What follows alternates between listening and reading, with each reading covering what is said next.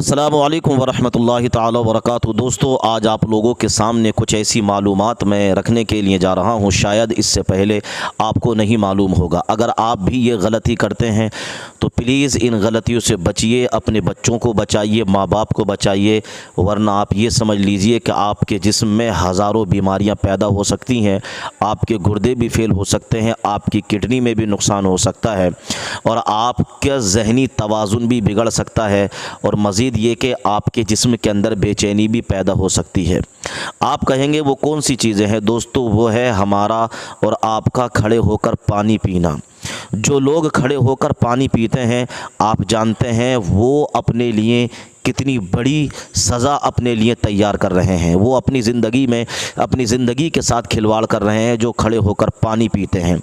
इनका मैं आप लोगों को नुकसान बताता हूं कि खड़े होकर पानी पीने के नुकसान क्या हैं। सबसे पहला नुकसान जो साइंस हमें बताता है, तिब हमें बताता है, जो डॉक्टर्स हमें बताते हैं, जो हमारे नबी बताते हैं खड़े होकर पानी पीने का नुकसान ये है कि जो खड़े होकर पानी पीता है उसका खाना हज़म नहीं होता, और जो बैठकर पानी पीता है तो यह पानी खाने को हज़म करने में मदद करता है। ऐसे ही जो इंसान खड़े होकर पानी पीता है, फरमाया गया उस इंसान का खाना हज़म देर से होता है, क्योंकि ये पानी उसके खाने पर उसको हज़म करने का असर नहीं डालता। तो पहला नुकसान तो ये है। और दूसरा नुकसान ये है कि जो इंसान खड़े होकर पानी पीता है उस इंसान के गुर्दे ख़राब होने के ज़्यादा चांसेस हैं जो खड़े होकर पानी पीता है। ये मैं अपनी तरफ से बात नहीं बता रहा हूँ, बल्कि जो अतिब्बा ने रिसर्च किया है मैं आपको वो बात बता रहा हूँ। जो खड़े होकर पानी पीता है उसके गुर्दे ख़राब होने का नुकसान है, और जो बैठकर पानी पिएगा इंशाअल्लाह उसके गुर्दे सलामत रहेंगे। ऐसे ही फरमाया गया कि जो खड़े होकर पानी पीता है उसके घुटने में, उसके सर में, उसके जोड़ों में दर्द आहिस्ता आहिस्ता बढ़ना शुरू हो जाता है, यहाँ तक कि एक दिन वो आता है कि ये दर्द इतना हद तक बढ़ जाता है कि किसी दवा से भी कंट्रोल नहीं होता। इसके अलावा इंसान का जहनी तवाज़ुन, यानी इंसान का जो दिमाग है, इस दिमाग के अंदर इंसान के खोखलापन सा होना शुरू हो जाता है और हर वक्त चिड़चिड़ापन और दर्द रहना शुरू हो जाता है उस इंसान के कि जो इंसान खड़े होकर पानी पीता है। इसके अलावा एक बड़ी बीमारी जो इंसान के जिस्म के अंदर जन्म लेती है खड़े होकर पानी पीने से, वो है कि इंसान के जिस्म के अंदर हल्के हल्के गलत जरासीम पैदा होना शुरू हो जाते हैं जो इंसान के जिस्म को इन्फेक्शन से भर सकते हैं। ये वो बीमारियां हैं कि जो हमारी ज़िंदगी को तबाह कर डालेंगी। इसलिए खड़े होकर पानी पीने से बचिए, अपने बच्चों को बचाइए, माँ बाप को बचाइए, रिश्तेदारों को बचाइए कि खड़े होकर पानी न पिएं, खड़े होकर ना खाएं, खड़े होकर ना पिएं, बैठ कर खाएं। इसी पर हमारे नबी सल्लल्लाहु अलैहि वसल्लम ने, सरकार मदीना सल्लल्लाहु अलैहि वसल्लम की, मेरे नबी की हदीस पाक है, हुजूर फरमाते हैं बैठ कर पानी पियो। इसलिए कि जो खड़े होकर पानी पीता है ये पानी उसको फ़ायदा नहीं देता बल्कि नुकसान देता है। एक हदीस में तो ये आया है कि जो पानी तुमने खड़े होकर पी लिया, मुंह में उंगली डाल के उस पानी को निकाल दो, इसलिए कि ये पानी तुम्हारे जिस्म के अंदर फ़ायदा नहीं पहुंचाएगा बल्कि तुम्हारे जिस्म को नुकसान देगा, तुम्हारे जिस्म में बीमारी पैदा करेगा। हाँ, दो पानी ऐसे हैं जो खड़ी होकर आप पी सकते हैं। ज़मज़म शरीफ का पानी खड़े होकर पी लें क्योंकि हुजूर ने भी खड़े होकर पिया है। इसके अलावा वज़ू का जो बचा हुआ पानी है वो भी आप खड़े होकर पी सकते हैं। ये दो पानी ऐसे हैं जो आपके लिए खड़े होकर पीने की इजाज़त है। बाकी जो आम पानी हमारे घरों में नलों में मौजूद है उसको वल्लाह बैठकर पीजिए। कहीं ऐसा ना हो कि आप खड़े होकर पानी पिएं तो ये पानी पीना आपके लिए सज़ा बन जाए और आपके जिस्म के अंदर बीमारी का सबब बन जाए।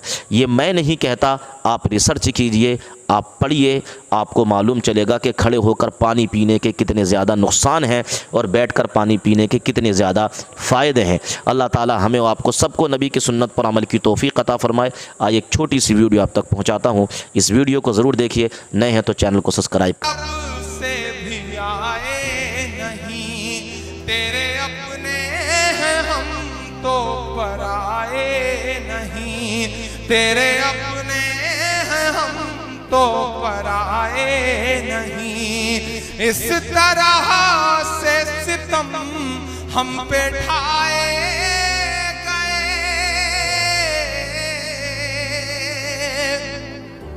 महसूस करिएगा कभी कभी उस सितम को। हम चेहरे से मुसलमान नहीं लगते।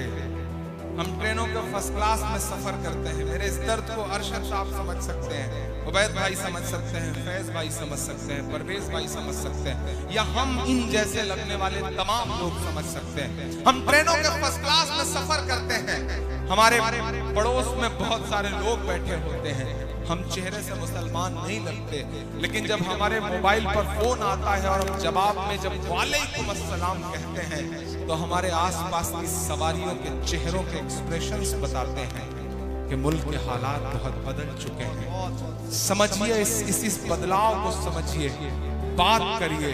हम एयरपोर्ट पर खड़े होते हैं सिक्योरिटी चेक के लिए, बोर्डिंग पास पर हमारा नाम पढ़ने के बाद सिक्योरिटी इंचार्ज की उंगलियों का दबाव बताता है कि मुल्क के हालात तो बहुत बदल गए हैं। बोलना पड़ेगा, मायूस होने से काम नहीं चलेगा। बिहार वालों, मायूसी कुफ्र है। आपने मुत्तहिद होके बताया पूरे हिंदुस्तान को कि फासिस्ट ताकतों से मुकाबला इस तरह किया जाता है। मैं सलाम करूंगा आपको, आप बहुत जिम्मेदार लोग हैं। आप मायूस नहीं हुए, क्योंकि मायूसी कुफ्र है इस्लाम में। डूबते हुए सूरज को देख करके लोग दरवाजा बंद कर लेते हैं और उगते हुए सूरज को देख करके लोग दरवाजा खोल देते हैं। आपसे गुजारिश करूंगा, नई नस्लों से गुजारिश करूंगा कि बोलना सीखिए, वक्त से आंख मिलाइए, पूरे वक्त के सामने खड़े होइए, क्योंकि जो वक्त से आंख नहीं मिलाते वक्त उनसे बहुत बुरा इम्तिहान लेता है। जिन अंग्रेजों की हुकूमत में कभी सूरज नहीं डूबता था, जब वो वक्त से आंख नहीं मिला सके तो आज उनके राजाओं के कपड़े बैंड बाजे वाले पहनते हैं। समझना पड़ेगा इस बात को।